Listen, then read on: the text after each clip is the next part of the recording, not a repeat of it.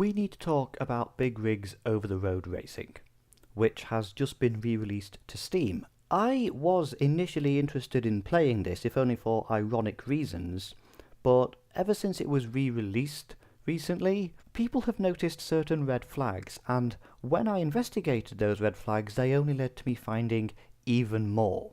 And that's why I don't think it's a good idea to buy or install this game. So, first of all, let's talk about the publisher, Margarita Entertainment.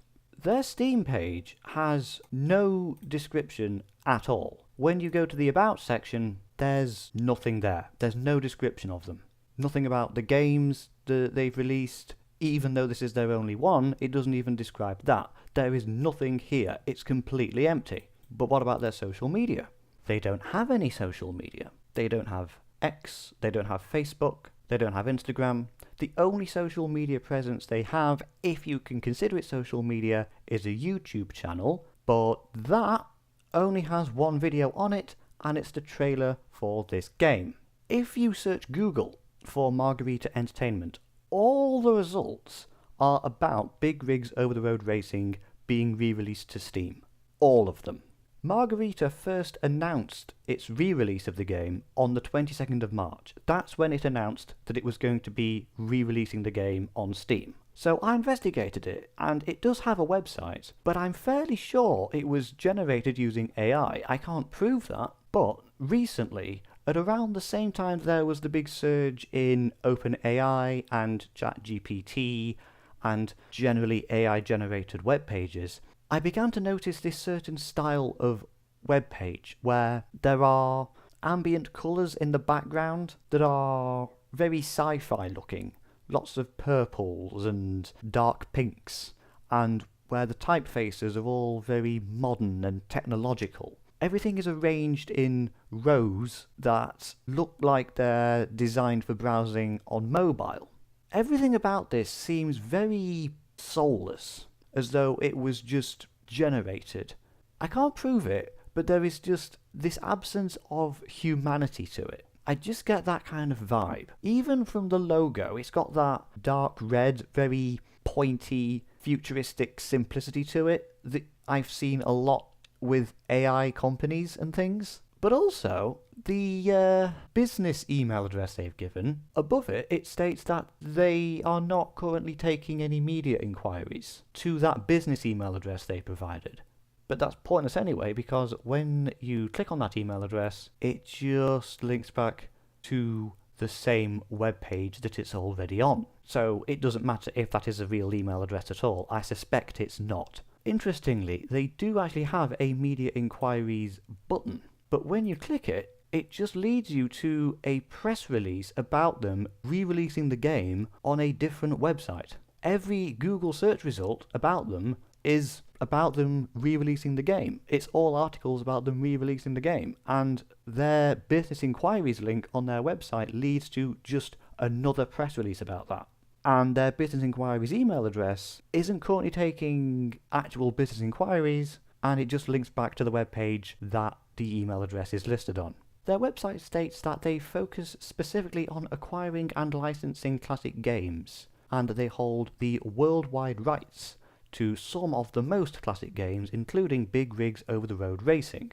Except Big Rigs Over the Road Racing is actually the only game they have released so far. So they claim to have the rights to multiple games, but so far they've only acknowledged one of them at all. Plus, the fact that they're saying that Big Rigs Over the Road Racing is one of the most classic games leads me to believe that they are not releasing it because it has an infamously bad reputation.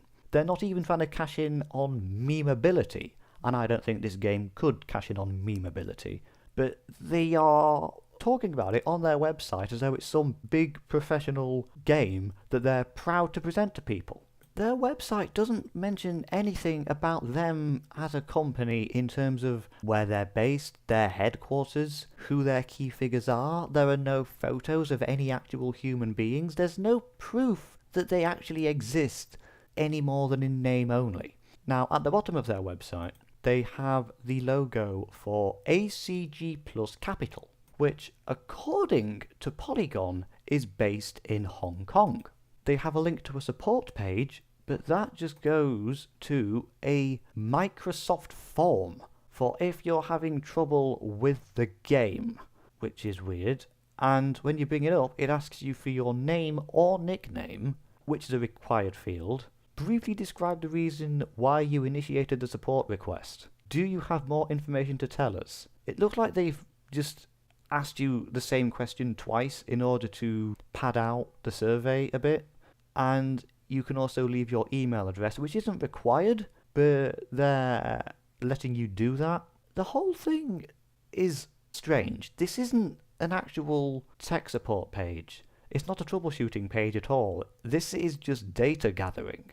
But what about their privacy policy? Well, that's weird, because who we are just tells you their website address, even though you already know their website address because you're on it. And then the rest of it just talks about how your data will be collected if you leave comments, or upload images, or create accounts.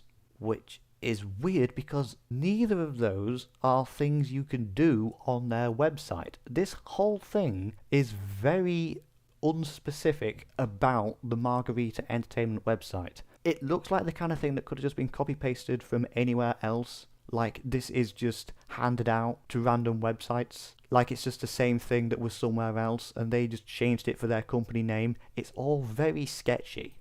It strikes me as an attempt to create a real-looking website that doesn't actually say anything whatsoever, and only exists just so people will think they're a real company. I ran margaritaentertainment.com through Whois to find out more about their domain. And it turns out that actually it's registered to Alibaba Cloud Computing Limited, which does business as Hi China. Business Insider describes Hi China as the earliest and biggest domain name registrar in China, and they called it the Chinese equivalent of GoDaddy. Hi China is based, according to InterNIC, in the Wangjing subdistrict of Beijing. But here's the big thing. Margarita Entertainment only registered its domain with Hi China on the 22nd of March 2025, the same day that they announced they'd be releasing the game. The reason there is no Google search results for them before they announced they were releasing the game isn't because they weren't active as a business, it's because until the day they announced they were releasing the game, they didn't exist at all. And that domain expires on the 22nd of March 2026. It's only a 1-year lease. Why would they only lease out their domain name for a single year if they intend to operate as a business acquiring and re-releasing classic video games? I suspect, and I don't know this, but I suspect it's because this is something they intend to pack up after a year, then set up another business in the same way for a year in order to not get caught, to make it difficult for people to trace them. That's what I suspect. And they're based in Beijing.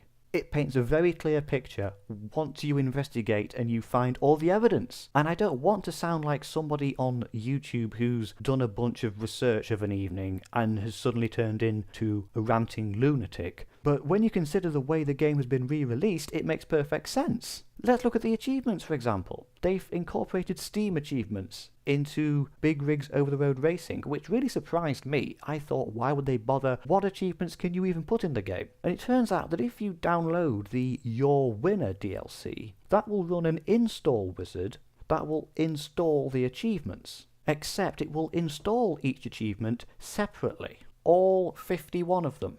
And that's suspicious in multiple ways, because achievements are something that's in your Steam account, not the game. Yes, the game will have things in the way it's programmed, so that when you meet certain criteria, that achievement in your Steam account will be unlocked. But this is just installing them being unlocked in your Steam account. The criteria to unlock them in Steam is to just install whatever it is they install that unlocks them. What is it they're installing 51 separate times? When most of these achievements are completely meaningless. They have no description. Most of them are just letters of the alphabet. It's just there to pad it out, to make it look legit. But it's not.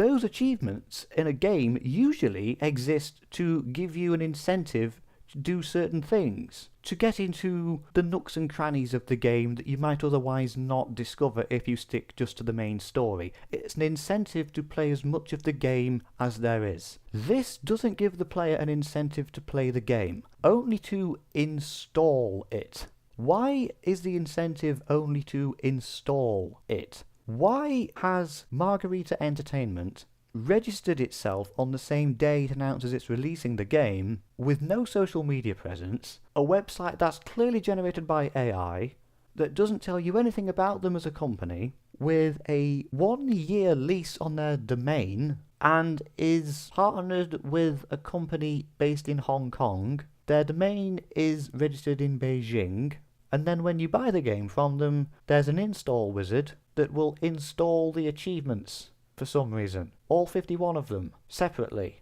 And some of the reviews on Steam are saying that when they ran it, their GPU was working at 100% for some reason. People are wondering, is it actually mining crypto? Is it installing spyware? The Winner Wizard launcher that comes with the game has been made with Unreal Engine 5, and it even looks like malware. And why does this game even need a launcher? Steam is the launcher. Almost every Steam game I have launches through Steam, because they've been integrated with Steamworks. Margarita said on a Steam thread recently that they can't figure out how to get such an old game to work with Steamworks. But that's got to be bullshit, surely. There are plenty of old games that work with Steamworks. That makes no sense. And also, why do you need Unreal Engine 5 to make a launcher? Unreal Engine 5 is a game engine. You don't need that to make a launcher. There's like 3 buttons on it. These people clearly aren't a professional publisher. They clearly know nothing about video games. And the weirdest thing is that the launcher instructs the player to not turn off their computer, which you wouldn't do if you were launching a video game. No game I've ever played has told me not to turn off the computer when I was launching the game. That is something I've never seen. It's completely ridiculous. This whole thing reeks of scam. And if it's not a scam, then it's so unprofessional that why would you want to actually buy anything from these people? Is it a botnet or what?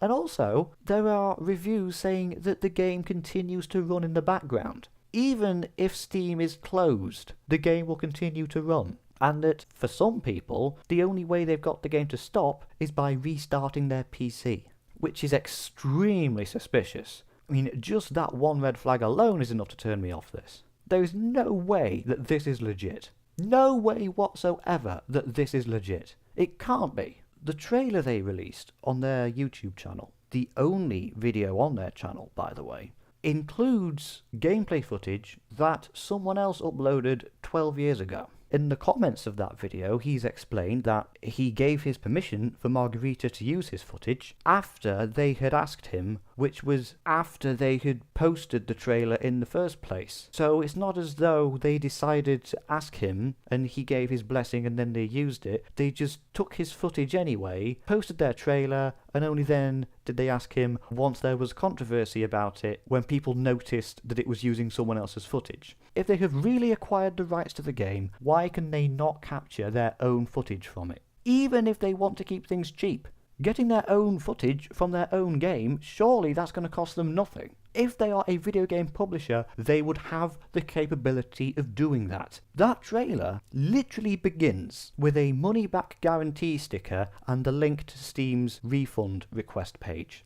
At the beginning of the trailer, they are making sure they've told you can get your money back if you really aren't happy with it, here's where you can go to do that. Just to make sure they've covered their back. Just so they know they can say, oh no, we told people, we made it very clear, if you're not happy, here's how you can get your money back. Basically, to just get themselves in the clear, legally, so that way you can't say they've deceived people, to give them that deniability. But the problem is, as you will know if you have ever tried to get a refund from Steam, there are certain criteria. It has to be less than 14 days since you bought it, and, here's the big one, you can't have played it for more than 2 hours. As far as Steam is concerned, 2 hours is plenty of time to decide whether or not you want your money back for a game. But if the game keeps running in the background even when you close Steam, then it will automatically keep playing for more than 2 hours, so you can't get your money back. In other words, they are tricking you into buying a game that you can't disable so that it goes over the 2-hour refund period. There was speculation that this is actually a re-upload of files taken from my abandonware rather than the actual source code. Margarita has said, "We do in fact hold the rights to big rigs over the road racing, though due to contractual obligations we're unable to share specific details publicly." But that's a lie! If they hold the rights to the game, what contractual obligations do they have to anybody? If they own the game, it's their game now. Who is telling them they can't disclose the nature of their ownership of the game if they really own it? Now, who knows? Game Mill, the original publisher of the game, may have been quite happy to let them pay for the rights to a game that they do not want to be associated with. Maybe that happened. But Game Mill's website hasn't been updated since 2021, so it's impossible to know. Although they are an active publisher, they are still publishing games. This whole thing stinks so badly, and it could be perfectly legit. Maybe, but it definitely looks like a scam, and it is not unheard of for Steam to be used to scam people. Maybe this really is the way they do business. Maybe they're just a perfectly innocent business based somewhere in China, and they're using AI to generate a website, and they have no social media presence at all, and they registered themselves on the same day they announced a re-release of a infamously bad game that is now just a meme. Maybe that's what happened. Maybe they didn't think they needed to lease out their domain for more than a year. Maybe they just didn't think they needed to tell you where their headquarters are, or who's in charge of the company, or what those people look like. Maybe they just decided they didn't need to do that. Maybe this is just the way they operate. Maybe this is just the way they do business. Maybe it only looks like a scam. Maybe they only look like they're trying to deceive you. Perhaps that's what happened.